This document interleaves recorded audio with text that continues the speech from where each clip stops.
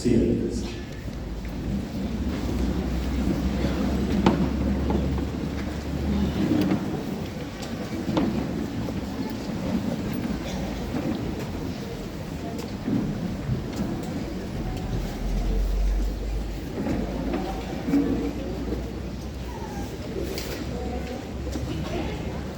Bien, hermanos, paz y bien para todos. Paz y bien. Después de esta lectura del Evangelio de San Mateo, que tiene muchos detalles, mucha parte de la narración que nos hace más claro precisamente el compartir de la pasión del Señor, solamente podemos decir algunas palabras que nos ayuden a introducirnos en esta semana. El primer detalle es que comenzamos la Semana Santa nosotros después de haber vivido los 40 días de lo que fue la Cuaresma. 40 días de peregrinar, con la palabra clave, entremos en un camino de conversión. Recuérdate que eres polvo y el polvo te convertirás. O la que se nos decía, conviértete y cree en el Evangelio. Hemos vivido estos 40 días escuchando textos muy bonitos que nos invitaban a vivir la conversión en clave de misericordia, en clave de justicia y en clave también de restituir al Señor aquello que hemos recibido gratuitamente. La Semana Santa comienza con este día domingo, que es el arco, el punto, digamos, la puerta de entrada, donde nosotros vamos a tener como trasfondo de todas estas escenas 3 momentos importantes. La primera es la pasión, la segunda, fíjese, la muerte, y la tercera, la resurrección. Estas 3 palabras van a acompañar toda la semana. De hecho, los textos que hemos escuchado nosotros nos hablan precisamente de ese misterio. Nosotros entramos en el misterio de la pasión, la muerte y la resurrección del Señor. Un misterio que nos va a resaltar el misterio de la cruz. De la cruz nos va a venir la salvación al mundo. Porque en la cruz muere un hombre injusto. Fíjese, justo. Un hombre que injustamente se le quita la vida. Por eso el texto bien lo relata y dice, es mejor que muera uno por todo el pueblo. El mundo en el que nosotros estamos viviendo es un mundo cada vez más estructurado en el pecado injusto. Por eso Jesús es víctima de este mundo. Por eso el texto que hemos escuchado del libro de Isaías nos relata en ese capítulo, en el capítulo de Isaías, el capítulo 50, que Jesús es el siervo. Jesús va a entregar su vida en esta semana como un siervo, como aquel que la única, fíjese bien, el único deseo más profundo de su corazón es hacer la voluntad de Dios. Él busca hacer la voluntad de Dios, por sobre todas las cosas, hasta las últimas consecuencias.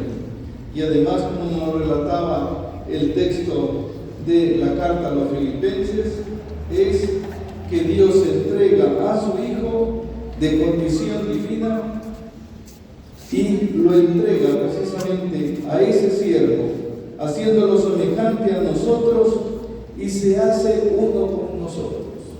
El siervo se humilla a sí mismo, obedeciendo y acepta la muerte, y una muerte de cruz. Por eso Dios lo exalta. La palabra exaltar en la Sagrada Escritura es precisamente lo resucita. Dios lo resucita. Dios cumple en él su promesa. Por eso el primer detalle es, esta semana es para contemplar al Cristo siervo sufriente, como lo recuerda el capítulo 50 de Isaías, para ver cómo el Señor nos sigue hablando. Y la segunda, cómo Él, el siervo, padece en la humanidad, padece en cada persona, padece en cada uno de nosotros, padece con la iglesia. Y la tercera vamos también a contemplar el misterio de la resurrección.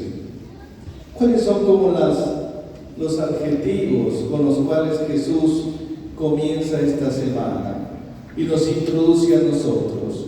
Ya Fray Omar lo decía en la introducción que hacía allá en la bendición de las palmas. El siervo aparece sencillo, humilde, camina humildemente. Es interesante que, bien lo decía Fray Omar, con los grandes hombres siempre entraban en caballo, mientras que él entra en un burrito, ¿verdad? En un pollino. Prácticamente la condición humilde, como recordará el libro del profeta Zacarías. La humildad del Mesías. Segundo detalle es que Jesús es ajusticiado, fíjese bien, no como una persona de poder prepotente, como un hombre que de alguna manera hizo daño, no, es ajusticiado, se le quita la vida y se le compra como un esclavo. Es interesante que lo que pagaban por un esclavo en la época de Jesús eran 30 monedas, fíjese bien. Esas 30 monedas se las quedaban por un esclavo. Por Jesús vieron la condición de un esclavo, la condición de alguien que valía tan poco. Pero ahí está el misterio precisamente de la fe y el misterio en el que nosotros creemos, que de la cruz nos viene la salvación a nosotros y que Dios se cree en aquel hombre. Ahí está precisamente el misterio de la encarnación. Por eso San Francisco fue muy atinado. Francisco, cuando contemplaba la cruz, contemplaba el misterio de la encarnación, porque decía que Dios se encarnó para que el Hijo de Dios subiera a la cruz y entregara la vida por todos nosotros, por toda la humanidad, para enseñarnos con la humildad y la sencillez que había sido condenado injustamente, como tantos en este mundo. Injustamente se siguen cometiendo atrocidades.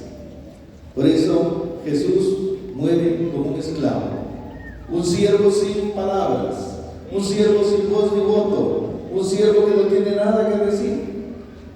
Por eso Jesús nos acompaña a nosotros con nuestra realidad. Por eso Jesús realmente lo sentimos cercano con nosotros.